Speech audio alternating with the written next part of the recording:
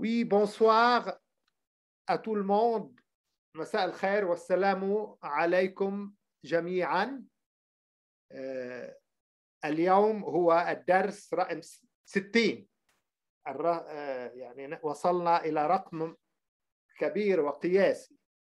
نأمل أن نتابع دوما مع الحاضرين أن يزداد هذا العدد، لأن الأعداد كانت تقل في المرات السابقة، والأسبوع المقبل سيكون لنا موعدنا كل شهرين مع تنزين بالمو ومع مقابلة تنزين بالمو المعتادة. Donc, bonsoir à tout le monde. C'est notre leçon numéro 60, un numéro assez élevé, donc on arrive à un numéro record. Mais probablement l'enthousiasme diminue un peu, on voit moins de participants. Bref, aujourd'hui, donc, juste un rappel que dans la leçon prochaine, on aura notre interview, notre 4e interview avec Tenzin Palmo, Geneviève, Régine et tous ceux qui sont déjà habitués à nous aider à un petit peu diffuser l'annonce. Je vais vous envoyer là dans 1 ou 2 jours l'annonce de la 4e interview, et comme d'habitude, s'il vous plaît, aidez-nous à diffuser cette annonce. Pour le sujet d'aujourd'hui, on va continuer la dernière fois sur les pouvoirs miraculeux dans le yoga et chez Sainte Thérèse d'Avila. إذن موضوعنا نكمل اليوم ونحاول أن ننهي القدرات العجائبية والخارقة في اليوغا وعند تيريز دافيلا. دائما نواصل هذه الدراسة المقارنة بين التقليد اليوغي ولا سيما في اليوغا سوترا لباتانجالي وغيره من مصادر اليوغا، وبين تجارب واختبارات القديسة تيريزا دافيلية استنادا إلى سيرتها وسائر كتاباتها. ما سنتحدث عنه اليوم هو النبوة، كيف روح النبوة في اليوغا وعند تيريزا دافيلا.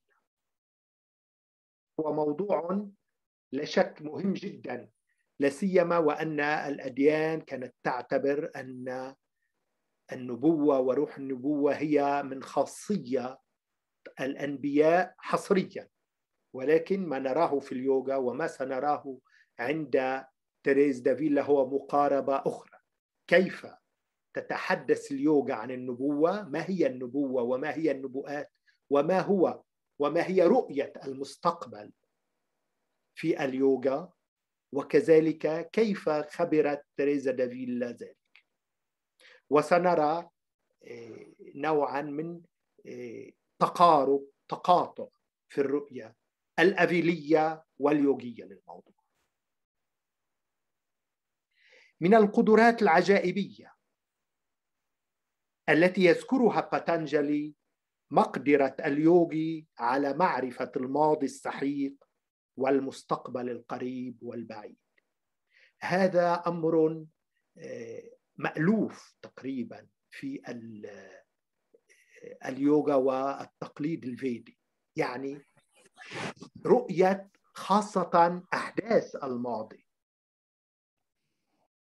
أعطي مثلا أن البهاغافات جيتا وملحمة المهابهاراتا أعيدت كتابتها حسب التقليد الفيدي من خلال رؤية للماضي، أي أن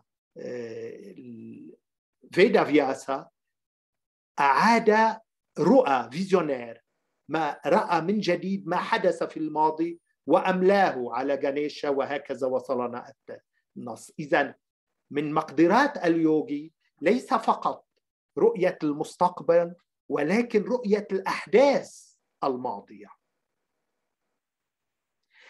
المقدرة على التنبؤ أو حتى النبوة ليست بعرف اليوغا حكرا على مختارين أو مرسلين، بل هي متاحة لكل سالك على درب التحقق، أو بالحري لكل من وصل في مساره الروحي إلى مقام القدرات الخارقة.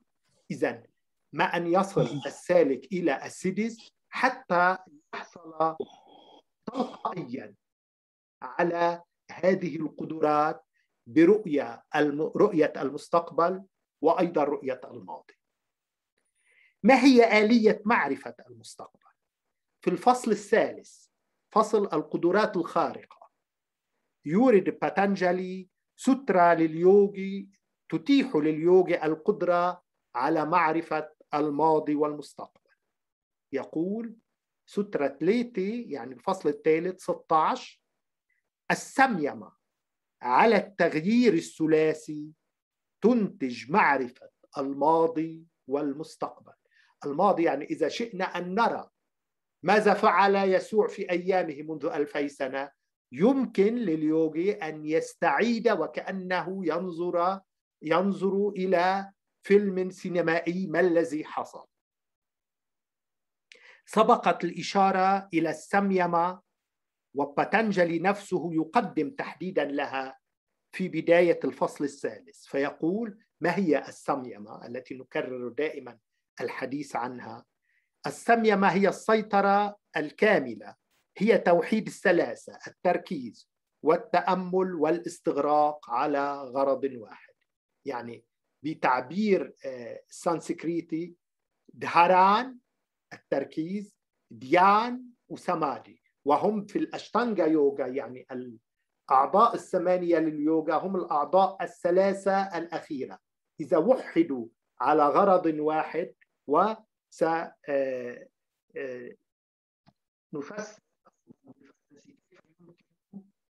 توحيد هذه الأمور على غرض واحد.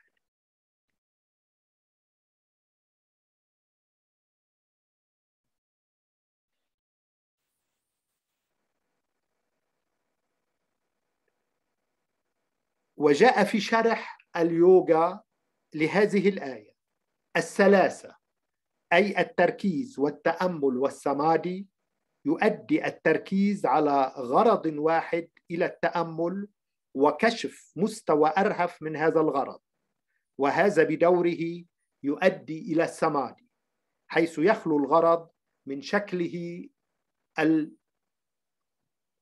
المرهف،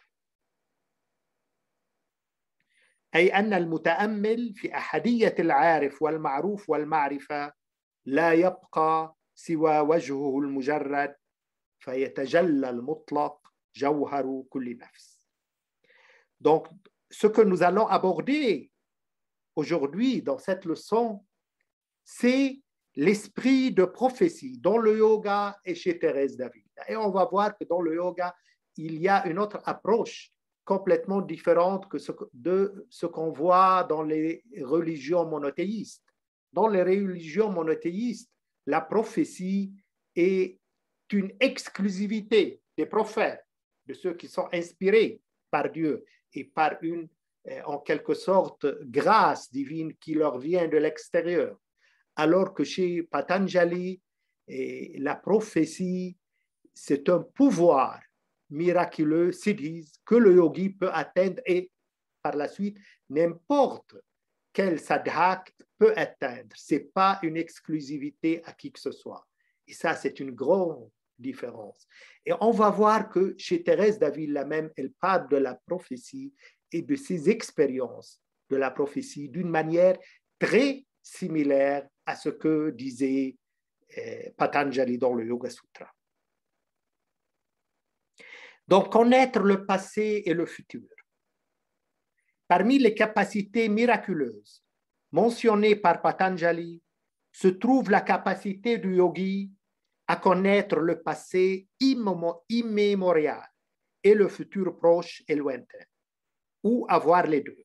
Donc là, une note bien importante et qu'on ne trouve pas normalement dans les religions monothéistes, ce n'est pas uniquement la prophétie de voir le futur, c'est aussi de pouvoir voir, visionner l'ancien et très ancien passé. Et là, je donne l'exemple, par exemple, le Mahabharata d'après la tradition védique et d'après ce qui est écrit dans le Mahabharata elle-même. Elle a été vue, le Mahabharata et tout l'ensemble des événements du Mahabharata et le Bhagavad Gita spécialement, ça a été vu par Sanjaya comme une vision du passé. C'est donc le yogi peut voir ce qui s'est passé comme un film, exactement comme un film de cinéma. Il voit l'ensemble des événements qui se déroulent comme s'il est en train de regarder un film de cinéma. Et c'est comme ça que Sanjaya a parlé et ça a été finalement écrit. Et il y avait aussi Vyasa qui écrivait, donc qui dictait, et Ganesh, d'après la tradition, qui parlait, pardon, Vyasa qui parlait et qui voyait, et Ganesh qui écrit. Donc ça, c'est un pouvoir essentiel qui fait partie intégrante de la prophétie. Ce n'est pas uniquement de voir le futur, mais aussi de voir le passé lointain.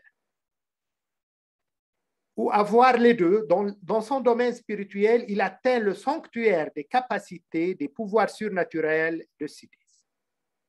Mécanisme de connaissance de l'avenir. Maintenant, comment Patanjali, notre toujours référence essentielle, c'est le Yoga Sutra de Patanjali et les grands interprètes et ceux qui ont commenté le Yoga Sutra de Patanjali, que ce soit des contemporains ou bien les anciens. Dans le 3e chapitre, et justement c'est le chapitre des pouvoirs surnaturels, Patanjali cite, il donne un sutra qui donne au yogi la capacité de connaître le passé et le futur. Il dit, c'est le sutra 3.16, chapitre 3, sutra 16. Par samyama, sur le triple changement, produit la connaissance du passé et du futur. Le samyama, on l'a mentionné plusieurs fois précédemment. Et Patanjali lui-même en présente une définition au début du 3e chapitre. Il dit, dans le sutra 3.4, c'est-à-dire chapitre 3, sutra 4, le samyama. Samyama, ça veut dire contrôle complet. Et l'unification des trois. Concentration, méditation et absorption sur un seul sujet. C'est-à-dire, c'est l'unification des trois Ashtanga Anga, des trois derniers membres qui sont Dharan, la concentration, Dhyan, la méditation, et Samadhi, qui est l'absorption totale. Et ça, il y a eu vraiment beaucoup d'interprétations sur ce sutra assez délicat de Patanjali. Comment peut-on unifier les contradictoires? Parce que si on va traduire textuellement, Dharan, c'est la fixité. Dhyan, c'est le mobile. Donc, fixité, c'est le contraire, juste l'opposé du mobile. Et Samadhi, c'est l'absolu. Et on sait bien que fixité et mobile, c'est relatif. Relativement, on est fixe à un point et on est relativement mobile à un point. Comment peut-on unifier ces trois? Donc, mobile, c'est en même temps le contraire de fixité et le contraire de l'absolu. Et fixité, c'est en même temps le contraire du mobile et de l'absolu. Donc, ces trois, et les interprètes ont toujours cogité sur ça. Comment peut-on unifier ces trois membres, ces trois angas qui sont des contraires, qui sont contradictoires entre eux-mêmes. Les yogis ont expliqué ce verset comme suit. Donc, l'ensemble des explications ou bien la résultante, disons, de plusieurs explications de ce sutra, les trois angas, membres, c'est-à-dire la concentration, la contemplation et le samadhi, Se concentrer sur une vue conduit à la contemplation et à révéler un niveau plus subtil de ce but. Cela conduit à son tour au samadhi où l'objet est dépourvu de son délicat forme et il ne reste que son visage nu. Il s'agit d'un contrôle complet de l'objectif. Et si le but de la contemplation est le contemplateur lui-même, alors, dans les niveaux les plus profonds de la contemplation, il est dépourvu de sa forme délicate, ce qui signifie que le contemplateur, dans l'unité du connaisseur, du connu et de la connaissance, ne reste que son visage abstrait, donc que l'absolu, l'essence de toute âme, se manifeste. Voilà, en gros, ce n'est pas assez facile d'expliquer. On peut rester 2 heures à expliquer ce sutra parce que le samyama, c'est toujours chez Patanjali par samyama. Sur Akasha, on obtient le vol. Par samyama, sur ça, on obtient la prophétie. Donc, pour avoir ces pouvoirs miraculeux, il s'agit d'appliquer ou d'utiliser le samyama. Mais arriver au samyama, c'est ça la problématique essentielle. Et c'est ce que j'ai essayé d'expliquer là très brièvement. هذه باختصار هي السمية. فما هو التغيير الثلاثي؟ إنه مجموعة تغييرات الحالة والمميزات والأعراض. فاليوغي يحاول في البدء تثبيت فكره على غرض واحد إلى أن ينجح في توحيد الفكر والغرض، ليكتشف بعدها أن الاثنين من جوهر واحد. بهذه الطريقة تفقد العناصر وأغراض الحواس أشكالها الخارجية، ويعرف اليوغي مميزاتها وأعراضها. أما البيروني وسبق وتحدثنا عنه، وهو كما أشرنا أقدم من ترجم اليوغا سوترا إلى لغة أجنبية، فيعرب السوترا التي نحن بصددها أي سوترا 316 يعربها ويترجمها كما يلي. قال السائل: بماذا يجازى من لزم التعويد؟ وهنا التأمل في التعبير التبتي هو تعويد الذهن، أن نعود الذهن، ويستعمل باتانجالي التعبير نفسه، من لزم التعويد وصبر عليه، la patience. قال المجيب: يجازى بمعرفة الماضي والراهن والمستأنف. إذن يعرف الماضي والراهن الحاضر المستأنف أي المستقبل. فأول ما يحصل عليه السالك المنتظم في ممارسة اليوغا التعويد والمواظب عليها هو المقدرة على معرفة الماضي والتنبؤ بالمستقبل. إنها أولى القدرات الخارقة وفق ما ينقل البيروني عن شارح اليوغا سوترا من دون أن يسميه. Donc, ceci, est, en bref, est le samyama. Alors, c'est quoi le triple changement dont parle Patanjali dans ce sutra 3.16? C'est l'ensemble des changements d'état, des caractéristiques et des symptômes. Au début, le yogi essaye de fixer sa pensée sur un seul objet, jusqu'à ce qu'il réussisse à unir son esprit et l'objet seulement pour découvrir que les deux sont d'une même essence.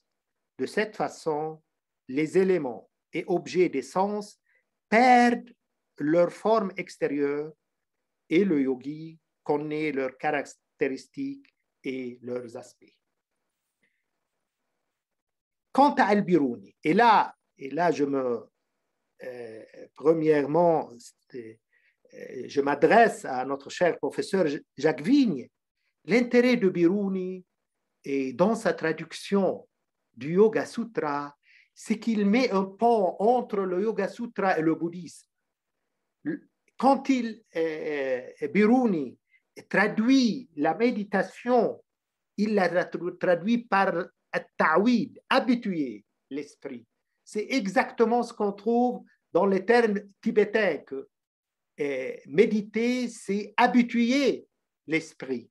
Et je vais citer le Biruni qui dit, quant à El-Biruni, qui, comme nous l'avons indiqué, est le plus ancien et le premier à avoir traduit les Yoga Sutras dans une langue étrangère, il traduit le Sutra 3.16 comme suit.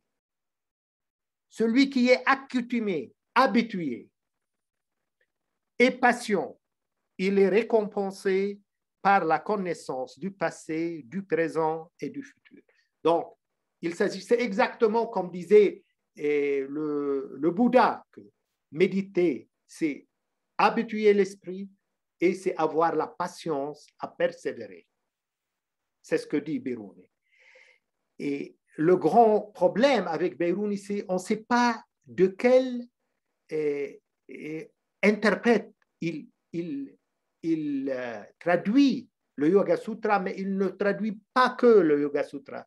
Il commente le Yoga Sutra sans citer un commentateur. Est-ce un commentateur bouddhiste? Moi, je doute fort que ça soit vrai, que c'est le cas. La première chose qu'un pratiquant régulier obtient en pratiquant le yoga, accoutumant ce qu'il appelle ta'wid, et en persévérant, c'est la capacité de connaître le passé et de prédire l'avenir.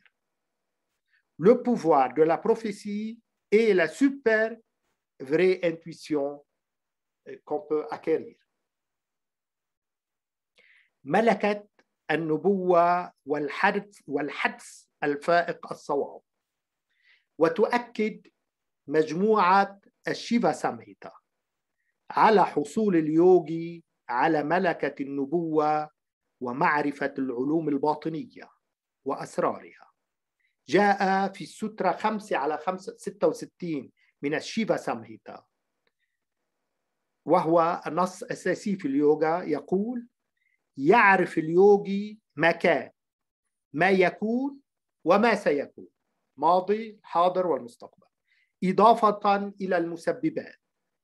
معرفة الحاضر هذا ما نسميه التليباتي، يعني معرفة مثلا وأنت في لبنان ما الذي يحدث في أمريكا، أو ما الذي تقوم به أختك في أفريقيا وأنت في لبنان. هذه التليباتي، التواصل. ويعرف اليوغي ما كان، ما يكون، وما سيكون، إضافة إلى المسببات، ويتقن حتى العلوم غير المسموعة مع أسرارها. وفي سوترا 3/54 من المجموعة عينها، أي من الشيفا سامهيتا، تعداد لأبرز الملكات العجائبية التي يحوز عليها اليوغي، وتأتي معرفة المستقبل في طليعتها. يقول في هذه السوترا شيفا سامهيتا: يحصل اليوغي على القدرات التالية: 1. التنبؤ بالمستقبل. 2. التنقل كيفما يشاء، أي الطيران، وهذا سبق أن تناولناه.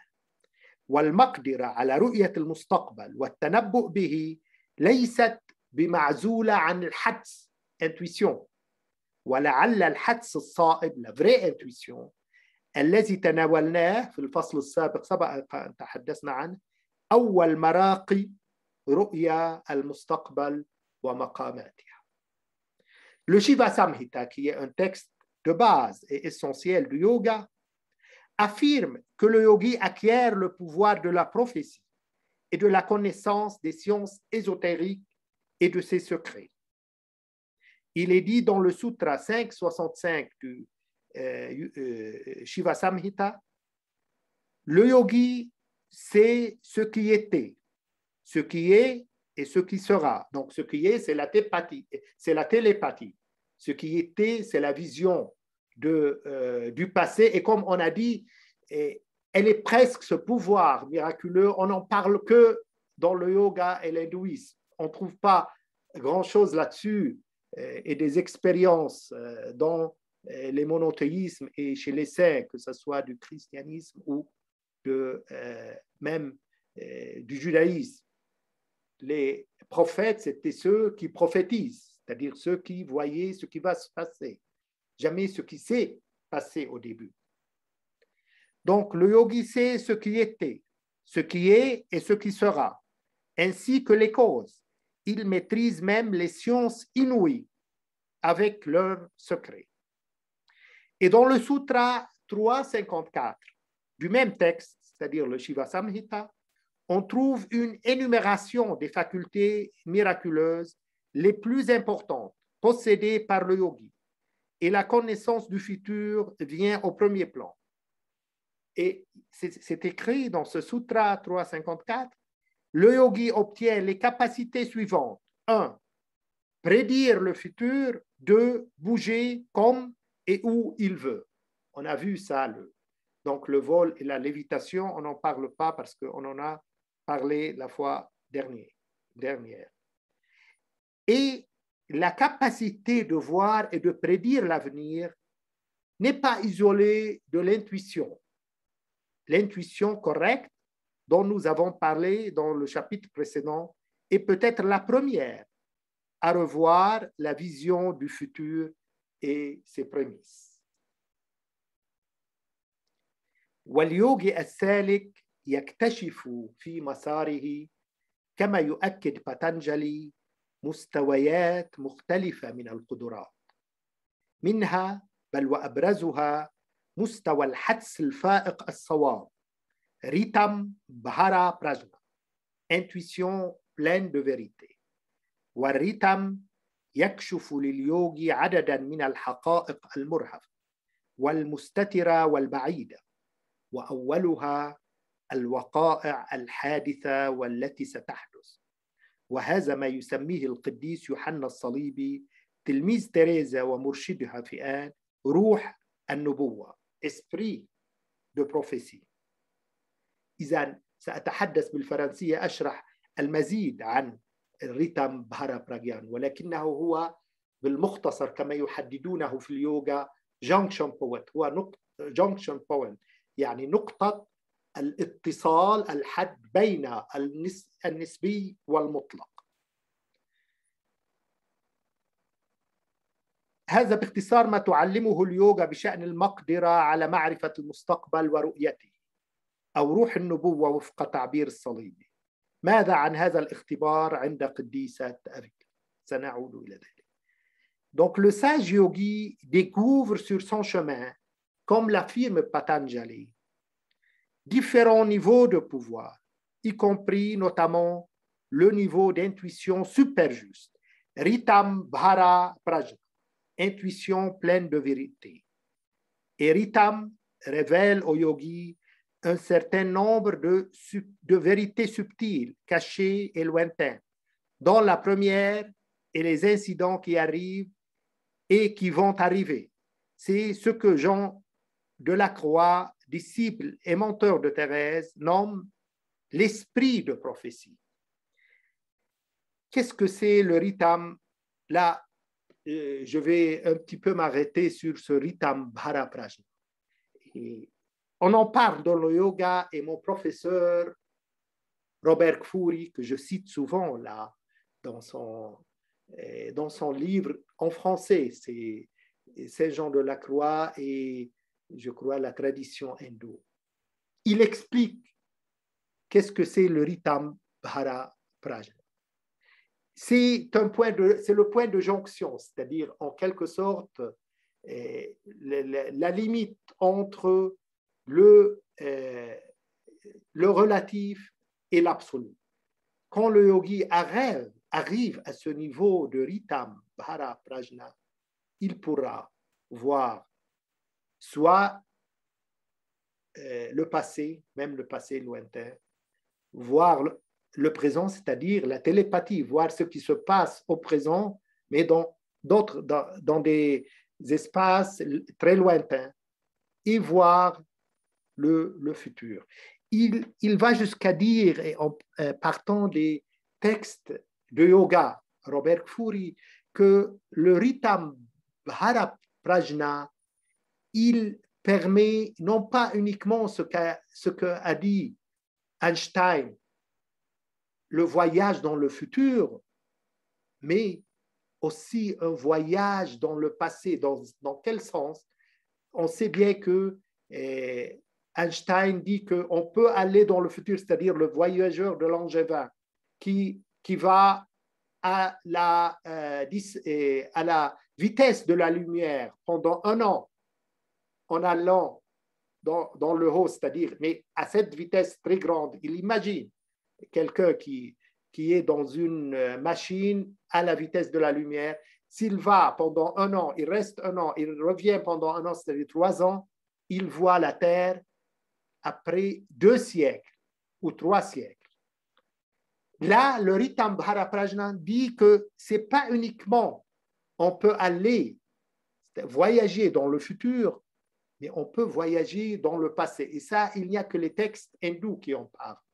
Et on donne l'exemple, ce que chacun de nous peut expérimenter, c'est-à-dire, vous êtes là dans votre maison et vous pensez, oh, mon ami Antoine, juste une pensée à Antoine, et dans 10 minutes, Antoine tape à la porte.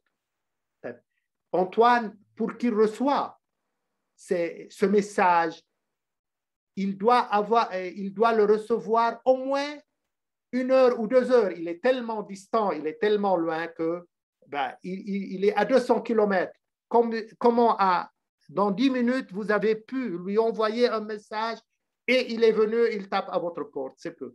Vous avez envoyé ce message, par exemple, à 10 heures et le message est arrivé à 9 heures, 1 heure avant. Donc, ce message a voyagé dans le sens inverse du temps. Il est arrivé avant 1 heure de l'heure où vous l'avez envoyé. En 2 mots, bien sûr, parce que le Robert Fourie, il en parle en détail de ce Ritam Bhara Prajna en se basant essentiellement sur les interprètes du Yoga Sutra et sur les interprètes aussi du Shiva Samhita, parce que Robert Fourie était un des premiers qui ont traduit et qui ont donné une traduction assez précise et avec des explications et des commentaires sur le Shiva Samhita en anglais et en arabe. Donc, le sage yogi découvre sur son chemin, comme l'affirme Patanjali, différents niveaux. Ritam Bhara Prajna, intuition pleine de vérité.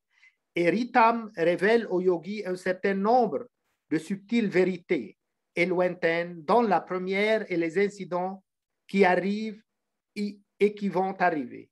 C'est ce que, comme on a dit, Saint Jean de la Croix appelle l'esprit de prophétie. C'est en bref ce que le yoga, bien sûr, c'est en résumé, enseigne sur la capacité de connaître et de voir l'avenir, ou l'esprit de prophétie, dans le terme de Saint Jean de la Croix. Qu'est-ce qu'il en est de cette expérience chez Sainte Thérèse d'Avila? C'est ce qu'on va aborder dans la dernière partie de cet exposé.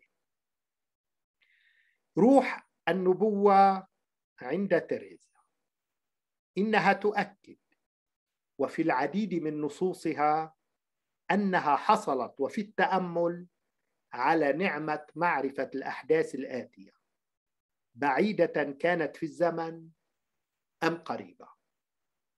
تقول في التقارير، بعض من تقاريرها معممة وجازمة: ما من شيء أوتيته في التأمل ولو مضت عليه سنوات إلا ورأيته قد تحقق، والأمور التي أراها هي من الكثرة بحيث إني ما من مرة شرعت في التفكير فيها إلا وقصر عقلي. إذن أهمية تجربة وشهادة تيريز دافيلا مقارنة بما جاء في اليوغا سوترا لباتانجالي وشيفا سامهيتا أنها تمنحنا، تقدم لنا شهادة حية وبرهانا على ما كتب في هذه المصادر اليوغية. يبدو أن مصلحة الكرمل ألفت رؤية الأحداث المستقبلية في تأملها، وهي وإن كانت تجمل الحديث وتعممه في تقريرها هذا، فهي تضرب أمثلة محددة وتسرد وقائع في كتابات أخرى. L'esprit de prophétie chez Teresa. Dans plusieurs de ses textes, elle affirme avoir obtenu dans la contemplation la grâce de connaître les événements à venir, qu'ils soient lointains dans le temps ou proches.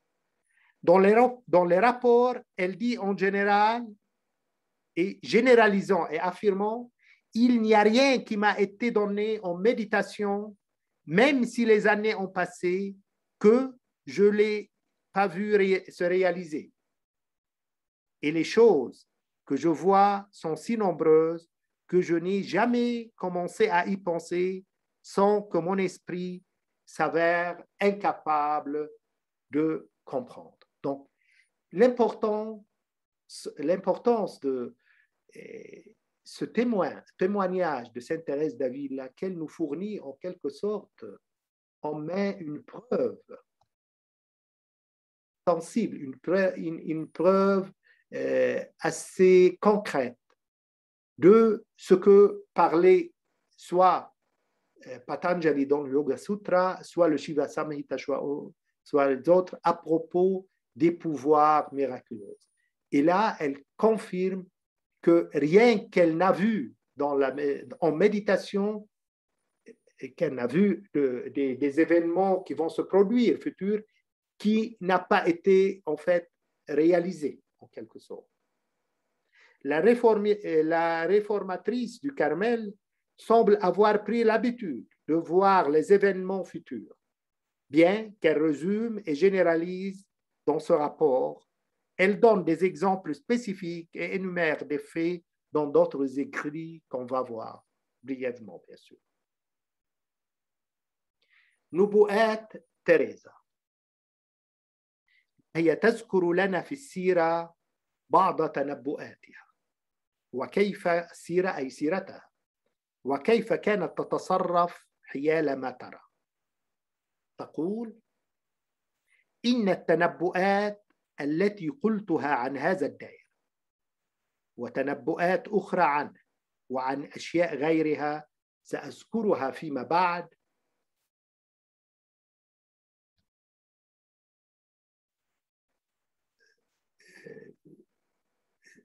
قد تمت جميعها، وكان الرب يطلعني على بعض الحوادث 3 سنوات قبل حصولها، على بعضها الآخر بوقت أطول من ذلك أو أقل، وكنت أكشفها دائما لمعرفي ولصديقتي الأرملة التي كان مأذونا لي محادثتها، وعرفت أنها هي كانت تطلع آخرين عليها، وهؤلاء يعرفون أنني لا أكذب.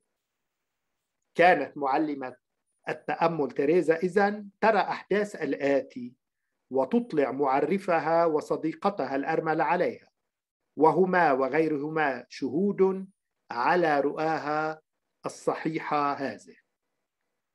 وبعض هذه التنبؤات تتعلق بدير تيريزا.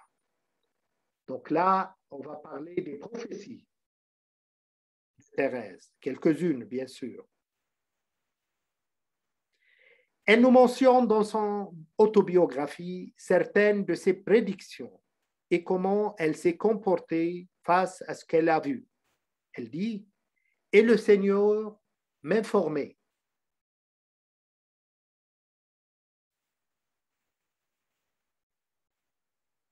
Et le Seigneur m'informait de certains accidents 3 ans avant qu'ils ne se produisent, et d'autres plus ou moins longtemps que cela. Je l'ai toujours révélé à mon confesseur et à mon amie veuve avec qui j'étais autorisé à parler.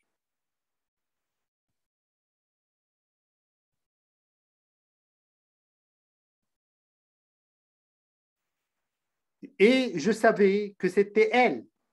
Elle en parlait aux autres et ils savent que je ne mens pas.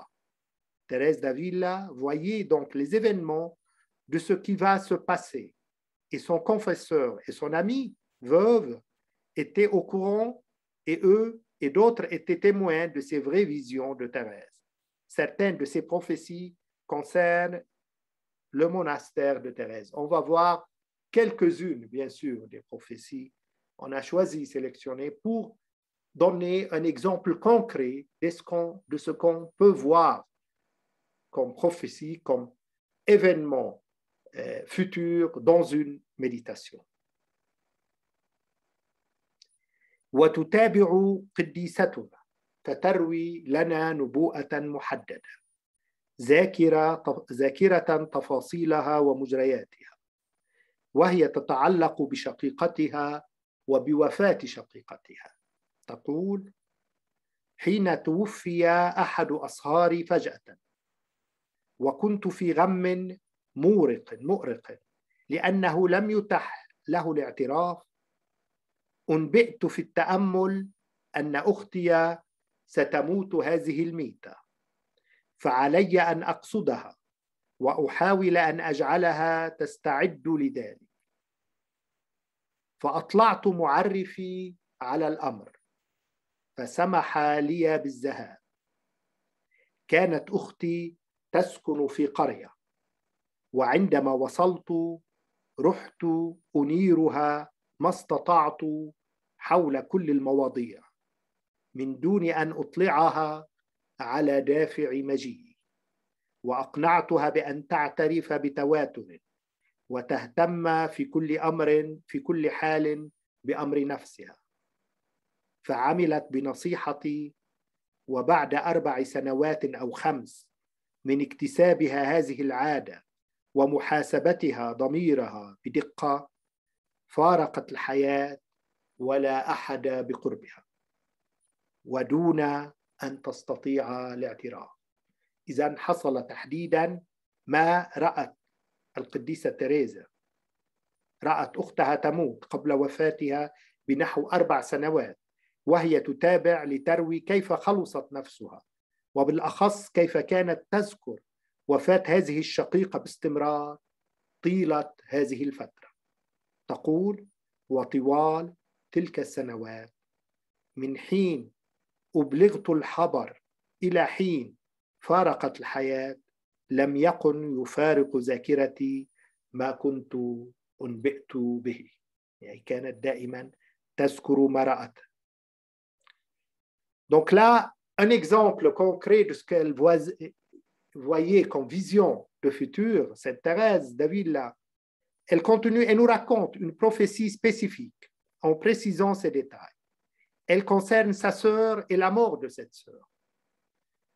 Elle dit: lorsqu'un de mes beaux-parents est décédé subitement et que j'étais dans une profonde angoisse parce qu'il n'avait pas pu se confesser, j'ai prédit en méditation que ma sœur mourrait de cette mort. Alors, j'ai dû aller la voir et essayer pour qu'elle s'y prépare. J'ai informé mon confesseur de l'affaire et il m'a permis d'aller. Ma sœur vivait dans un village et quand je suis arrivé, j'ai commencé à l'éclairer autant que possible sur toutes les questions sans l'informant du motif de ma venue. Et je l'ai persuadée de se confesser fréquemment et de prendre soin d'elle en tout cas.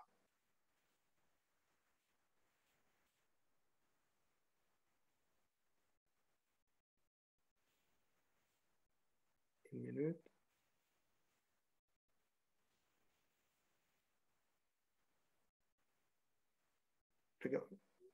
Elle a agi sur mes conseils après 4 ou 5 ans d'acquisition de cette habitude et de prise de conscience avec exactitude. Elle est décédée seule sans qu'il n'y ait quelqu'un près d'elle et sans pouvoir se confesser. Donc, ce qui s'est passé, c'est exactement comme Sainte Thérèse a déjà vu en méditation.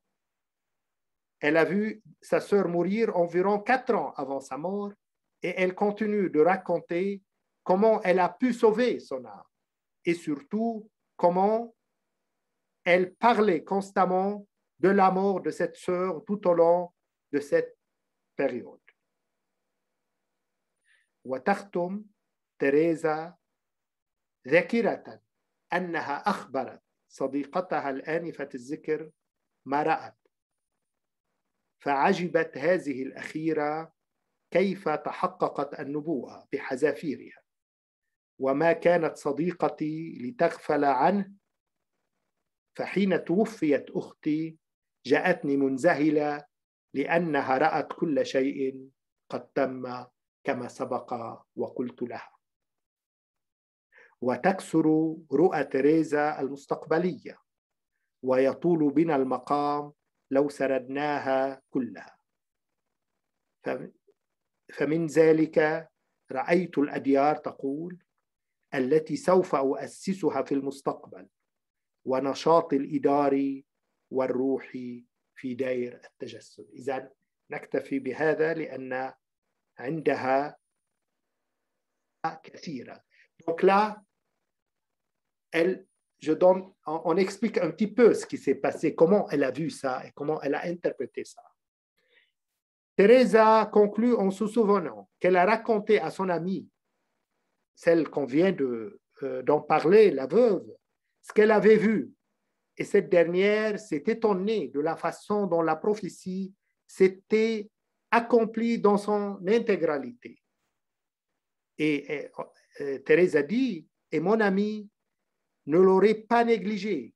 Comme ma sœur est morte, elle est venue à moi étonnée parce qu'elle a vu que tout s'était accompli.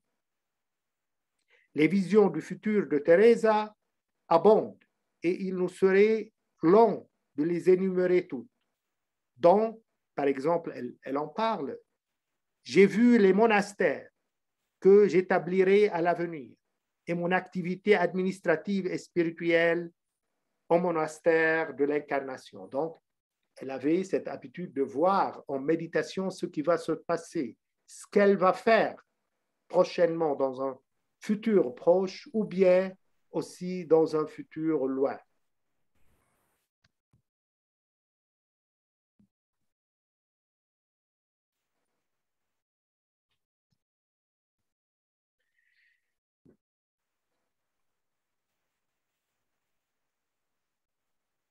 رؤيا ساعة الوفاة في اليوغا وعند تيريزا، وتستوقفنا هذه أمر مهم. رؤيا كيف يرى السالك اليوغي وفاته هو. تستوقفنا واحدة من هذه الرؤى، فهي كما رأت وفاة شقيقتها رأت كذلك وفاتها هي. تروي القديسة تيريزا: سأموت قديسة وجسدي قبل الدفن سوف يغطى بالحرير المطرز. ورؤيا الوفاة ومعرفة ساعتها أمر بالغ الأهمية في اليوغا، فلحظة الوفاة تحدد المسار الذي سيلي، واليوغي يمضي أكثر حياته يستعد لساعة موته. أدب الحياة في اليوغا هو أدب الوفاة، كما بينا في مؤلف سابق لنا، حيث يقال دائما في اليوغا وفي المسيحية حتى لحظتان مهمتان في الحياة: الآن وساعة الممات. نقول في المسيحية أيضا في السلام عليك يا مريم: صلي لأجلنا نحن الخطأ الآن وفي ساعة موتنا. إذن هناك ساعتان مهمتان في الحياة لا غير، هذه الساعة الآنية وساعة الوفاة. La vision de l'heure de la mort dans le yoga et chez Teresa. Ça, c'est un sujet assez important. On le trouve aussi chez les soufis dans l'islam. Chez Patanjali, il est d'une extrême et d'une majeure importance. Et on va voir que chez Thérèse, il est aussi d'une importance aussi grande. Et comment elle a vu sa propre mort. Nous sommes pris par l'une de ces visions comme elle a vu la mort de sa sœur, elle a aussi vu sa propre mort. Elle raconte, Thérèse, elle parle, je mourrai enceinte et que mon corps, avant l'enterrement, sera recouvert de soie brodée. La vision de la mort et la connaissance de son œuvre sont très importantes en yoga. Le moment de la mort détermine le cours de ce qui va se passer dans l'au-delà, après la mort. Un yogi passe la majeure partie de sa vie à préparer l'heure de sa mort. L'art de vivre dans le yoga, c'est l'art de mourir, comme nous l'avons déjà montré dans un livre précédent. Et deux moments, même dans le christianisme, dans le Je vous salue à Marie, on dit « Priez pour nous, pauvres pécheurs, maintenant et à l'heure de notre mort ». C'est exactement, en quelque sorte, le même enseignement. Les deux moments importants dans la vie, il n'y a que ces deux moments qui sont importants. C'est le moment actuel et l'heure de la mort. À part ça, ce n'est pas de la réalité. C'est soit du passé, soit du futur. Mais ce qui est l'exactitude, et c'est même le soufisme, ils appellent la mort al-yaqin, la certitude, parce qu'il n'y a qu'une chose certaine dans la vie, c'est ce moment actuel et le moment de la mort. On va voir ça chez Patanjali aussi. يخصص Patanjali سترة من فصل القدرات تعلم اليوغي كيف يعرف ساعة وفاته. سترة 23 تقول يعود الكارما بسرعة أو ببطء. يعني لا نعرف كيف يعود الكارما، يمكن أن يعود بسرعة، يمكن أن يعود ببطء. الإنسان الذي يقترف الجرائم وقد نعجب لما يستمر في جرائمه، لأن الكارما يمكن أن تعود بسرعة وتقضي عليه، ويمكن أن تكون بطيئة جدا، هذا يعود إلى مساره السابق. إذن يعود الكارما بسرعة أو ببطء بالسميمة على هذا. إذن بتطبيق السميمة على عودة الكارما أو بالنذائر النذر لفو يتم الحصول على معرفة ساعة الموت. إذن يعلمنا باتانجالي هنا كيف يمكن أن نحصل، كيف يمكن أن نتمرن، أن نتدرب على معرفة ساعة وفاتنا. وهذا أمر مهم جدا في كل التقاليد الروحية. في التصوف الإسلامي أيضا نجد تقاليد واضحة حول معرفة ساعة الوفاة. يشرح سوامي فيفيكاناندا هذه السترة بالسميمة على الانطباعات التي تعمل الآن في خاطره وعلى تلك التي تنتظر لتعمل. يعرف اليوغي بالتحديد متى وكيف سيتوقف البدن عن الحياة. إذن بتطبيق السميمة يستطيع أن يتوصل اليوغي إلى معرفة متى سيموت. Là, donc, je parle de la connaissance de l'heure de la mort selon Patanjali dans le Yoga Sutra lui-même. Et il donne un sutra sur ça. On trouve dans le Yoga Sutra de Patanjali un sutra qui enseigne au yogi comment connaître l'heure de sa mort. C'est le Sutra 3.23. Elle dit, le karma revient vite ou lentement. Et là, selon chacun, le karma de chacun, soit il peut avoir le retour de son karma très vite, comme il peut l'avoir très longtemps. Par samyama, donc en appliquant le samyama, sur ça, ceci, ou par des vœux, donc soit par l'application du samyama, soit par des vœux qu'il fasse, la connaissance de l'heure de la mort est obtenue. C'est-à-dire le yogi peut arriver à connaître l'heure de sa propre mort. Swami Vivekananda explique ce sutra en disant, par samyama, sur les impressions qui travaillent maintenant dans son esprit et sur celles qui attendent d'agir, le yogi sait précisément quand et comment le corps cessera de vivre. Donc voilà, c'est une connaissance assez importante et assez répandue. Elle est connue dans le yoga, bien sûr, chez les grands yogis. On va voir comment Sainte Thérèse, elle a vécu.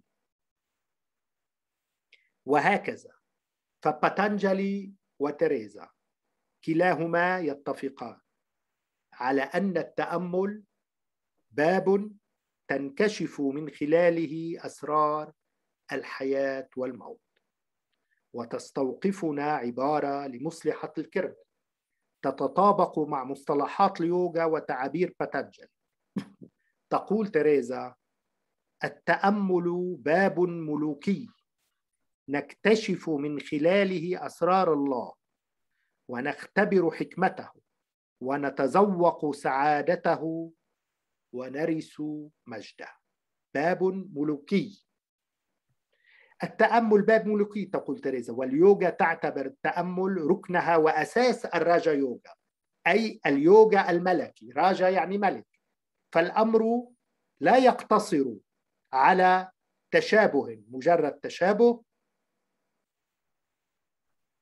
في المفاعيل والنتائج والمناهج، بل حتى التعابير والمصطلحات تكاد تتطابق أيضا. إذن حتى تعابير تريزا دافيلا في الفوا، يعني المسلك الملكي، هو عينه التعبير المستخدم في الراجا يوغا وكتابها الأساسي اليوغا سوترا لباتانجالي.